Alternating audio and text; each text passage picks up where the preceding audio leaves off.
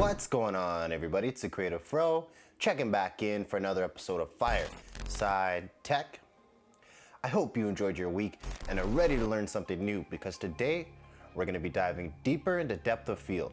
Now, if you didn't see, this past Wednesday we posted a video going over what depth of field is, how it works, what I wish I knew, and why you should use it yourself. So if you want to pause this video and go check that out and come back to this video, you should be all set to speed and be ready for today's tutorial.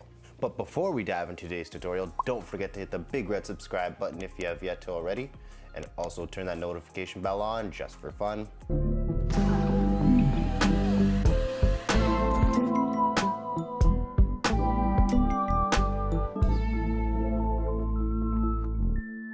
So for today's tutorial, all we're going to be using is one single camera setup, and for today's setup I'll be using a zoom lens, and that lens's widest aperture is f2.8, so it lets in the most light, and on the far end I think it closes down to f22, so I'll do a couple shots in between each aperture so we can see how the depth of field changes. So without any further ado, let's jump into the tutorial.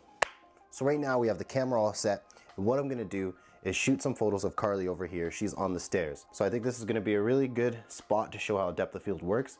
And we're going to start with a wider aperture. So that means a lower f number. And my camera can go to f2.8. So we have f2.8 right now, and we're sitting at 70 millimeters on our zoom. So I haven't zoomed in. We're at f2.8. I'm going to take a first photo here. We'll compare this. Okay, that's a good shot. Now I'll get you to stay there. Right now we're going to be closing our aperture down. So what I'm doing is I brought the number up to f14. I'm going to take the same shot so we can compare it to the last one. So right now I'm just gonna get Carly to look at me. Perfect. So now you can definitely see in between the f2.8 and the f14 a big difference in the background. You could see the stairs and the light in the f14 shot, but when the f is at 2.8, now Carly's in way more focus. The stairs and light become blurred out themselves, so it brings more attention to our model here. If I were to move closer now, I'm gonna go back to f2.8, and we can make this really blurred out. So, and I just moved closer than last time, and now this should help make that blur a lot more drastic than even last time. So I moved closer. Now Carly's way more in focus than even the first shot I took. Something else you could do if you don't want to move closer is simply just zoom in.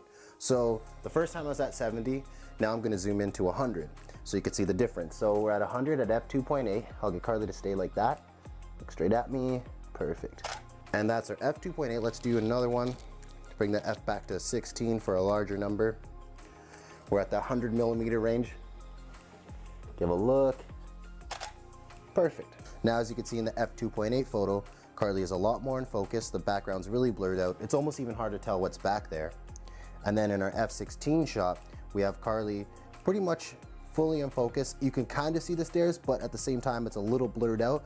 So when you start to zoom in, even with a larger aperture, you can still blur out the background. So those are a couple things you want to keep in mind when you're taking these shots. How much do I want my subject in focus, and how blurry do I want that background to be? If we're shooting at f2.8 and you want to get something in the foreground of the photo, so something kind of in front of the camera, to give a little bit more depth to the shot, what you could do is keep it at f2.8, so rolling back down. I'm going to move this coat rack just back up here. And now I'm going to use this jacket to pull more attention to Carly. So let's go to the shot. Perfect. So what we have here is the coat is still blurry, so you can't really tell what's in front of the camera. So anything you want to get in the foreground while using a larger aperture is going to make that blurry too as well, and keep the subject in focus. Now say if we did that at f16, we're going to get a different look. So now we're going to get the shot again. So you can see on the difference on the first shot, that coat was really blurred out, and now on the second shot, the coat starts to come a little bit more in focus. You still can't tell what it is, but I like the look personally of when I blur out that foreground object to really help bring out the background. So in this shot, I think at f16, it gets a little distracting. Now, if we really want to make Carly's face stand out, what I could do is zoom into 200 here, and I'm going to go back down to f2.8. We'll just get Carly to look over here, and bingo. So that's at f2.8, and now let's just bump it up to 16. We're staying at 200 mils right here. Look up. Easily right here, you can see when we use f2.8, zoomed into 200, Carly's face is very in focus. You can't even tell the stairs are behind her.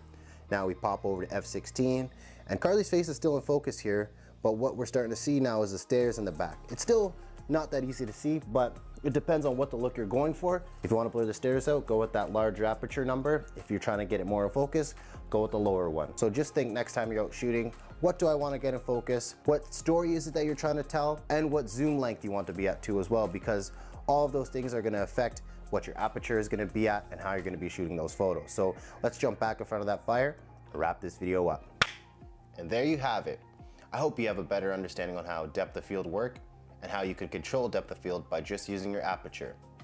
If you enjoyed today's video, please like if you did, comment down below if there's anything you want to see for Fireside Tech, and share this video if you think it can help somebody. I hope you enjoy your upcoming week and crush it.